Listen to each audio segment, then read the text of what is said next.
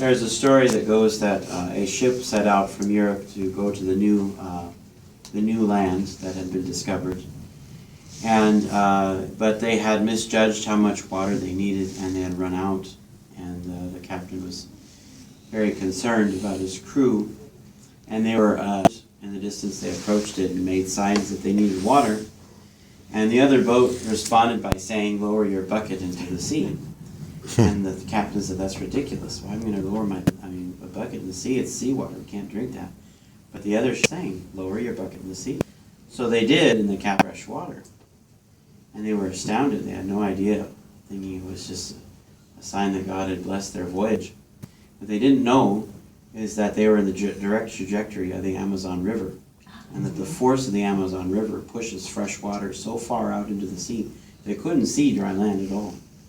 But the effect of the Amazon River pushes that fresh water so far out that they could dip their bucket into the sea but actually draw out fresh water from the Amazon.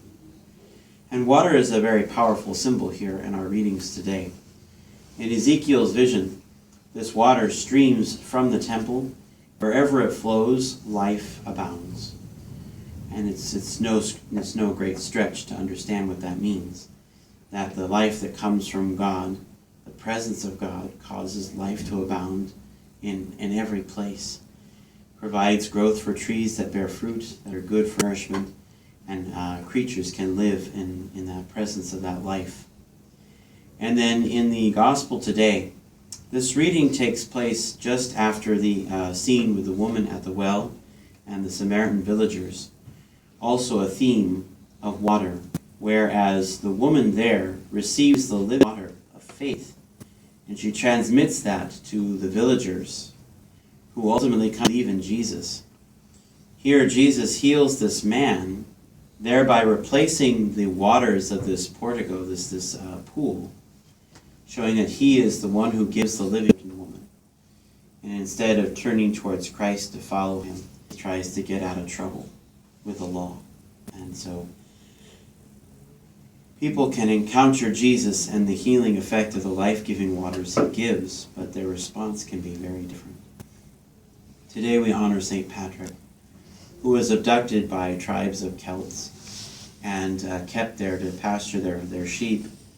And when he escaped and became educated and ordained, he didn't shun them or demonize them.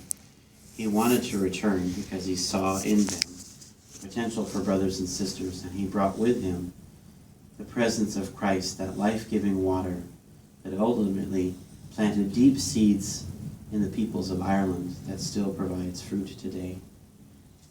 And that was something that our Holy Father, Pope Francis, says, that the catechist is one of deep charity and love that sees people as brothers and sisters and awakens in them the memory of God's grace and presence.